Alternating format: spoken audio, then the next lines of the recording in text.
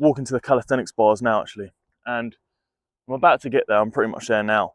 But the reason I never normally film walking to the bars or the gym or driving or whatever is because most of the time I think that process should be very personalised.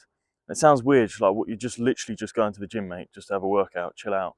But that's where a lot of people go wrong, and that's where they actually don't progress as fast as others. If you go to the gym and you're there with your mates, chilling out, thinking, yeah, I'm just gonna have a nice fun time, whatever, get a little workout, and you never really get focused. You never really kind of focus your energy on progressing and pushing in the work. You're kind of just there.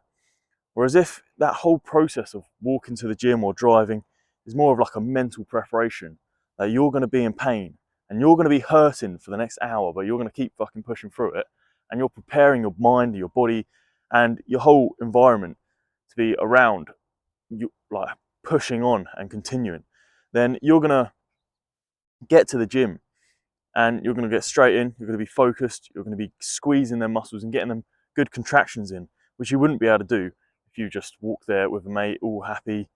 So that's why you often won't see me filming on the way to the gym. Mainly because that is my time to prepare for a hard workout. I normally get here, do a few sets and reps, and then I start filming after 10 to 15 minutes. It's starting to rain now already, so it's going to be a good session. But we're going to look at doing some muscle ups. I'm going to try do some slower muscle ups. I used to be able to do these very well, but I haven't done them for a long time, probably about a year. So I'm going to see if we can still do them, and if not, I'm going to see if we can do some steps to progress them back. So the slow muscle ups, I think that's running. Fuck it. Slow muscle ups. So often you're going to need to use a full grip so you can easily push yourself up. If you just use a normal closed grip, you've got no chance of being able to get over the bar, because you'll have to literally rotate around. It's fucking, blokes can do it, but it's nuts, mate. So ideally you want to have top of your hands on the bar already, and I'll be able to show you in a minute a bit better. That's kind of like the full grip you kind of want to get. Oh, yeah, I haven't done this in a while. I'm going to try to progress it though.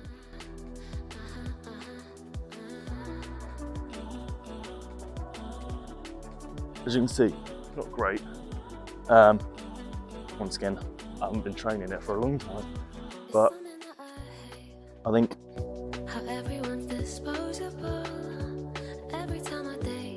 it's not great, but as you can see, using the top of your hands to be able to get that grip just allows you to push over so much easier. If you start fucking around with closed grip, I'll try to do a closed grip one. It's stuck to there, you can't go any higher. Obviously, there's people that can, which are insane, but if you're just starting off and you want to try to do a slow muscle ups, the full grip's the way to go. I'll show you that in a minute. But that's one thing to progress. And obviously, what you need to progress as well is that squeeze and push from that kind of angle, really close to your body. So the way we do that is get up, do a muscle up, and then on the way down, you slowly come down. And I'll show you that now. So.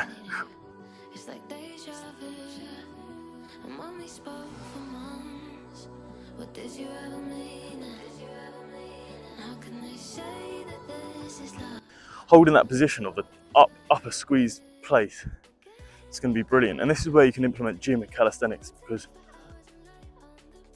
I think one very important thing is obviously that movement. In calisthenics, you can't really do that.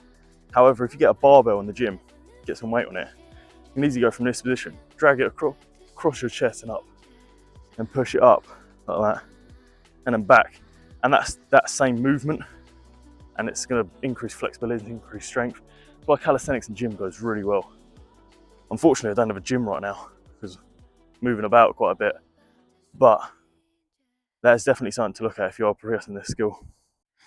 Right, so I've just done a pretty intense pull session, some muscle ups, all of that, slow muscle ups, as I can do now. Then I've done a little bit of push, but I'm mainly going to do that when I get home, push session, just because it's a lot easier. Plus, like I was on about the fact earlier, when you walk to the gym, it's like a mental preparation. Fucking hell, light and shit. It's like a mental preparation for you to get there. Now, a lot of you may be thinking like, yeah, it's a bit far, but whatever. But that's how I do exercise and that's how I progress. And it's also the same in the gym. When I'm working out, like in an open environment like the gym or a public environment like, the calisthenics bars here, it's very hard to fully get in the zone of working out. And that's the reason I love home workouts so much. It's because that's why mainly I got into calisthenics, because it's just you get a different kind of flow and state going. You're kind of an individual progressing yourself rather than being aware of the people around you. You can kind of release repressed emotions, let's say, without having anyone to look around and watch you.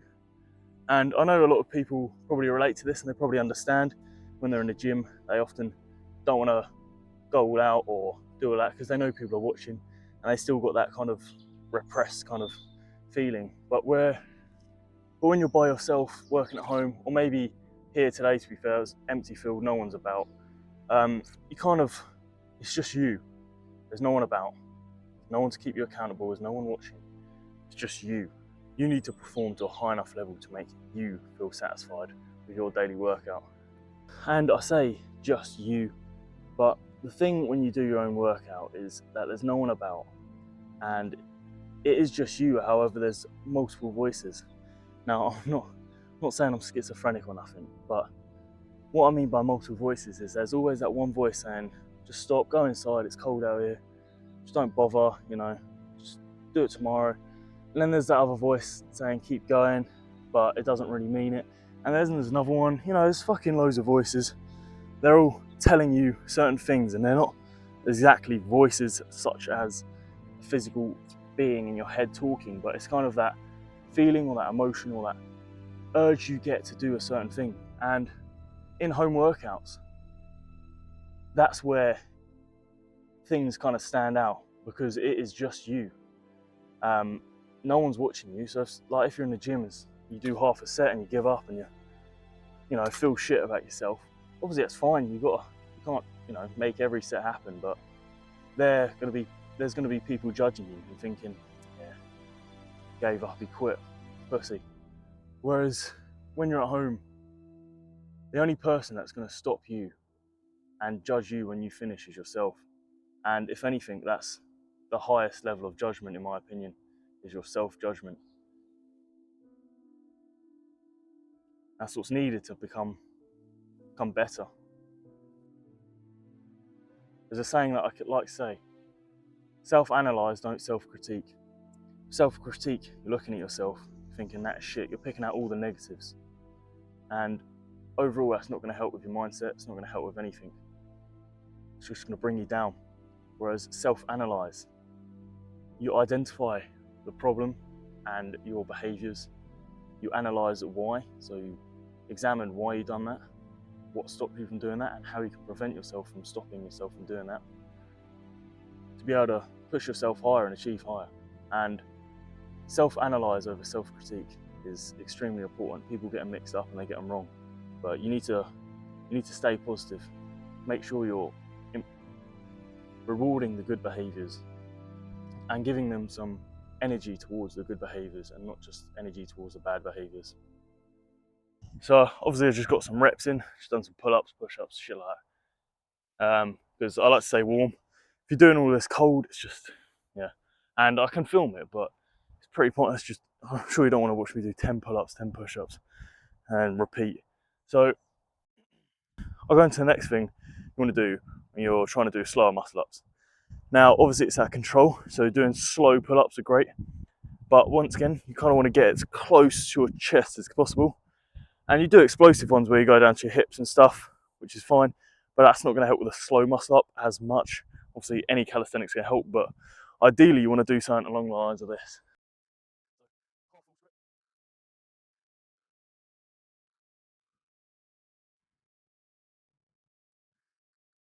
And even hold at the top. So as you can see, my flexibility isn't what it used to be. I'm struggling to even get that chest to the bar. So what we're going to do after this is going to go do some rows. I'm going to do rows in a certain way, which pulls it right to your chest there. And then that's going to allow that flexible contraction, let's say. For now, I'm going to do a few more of them.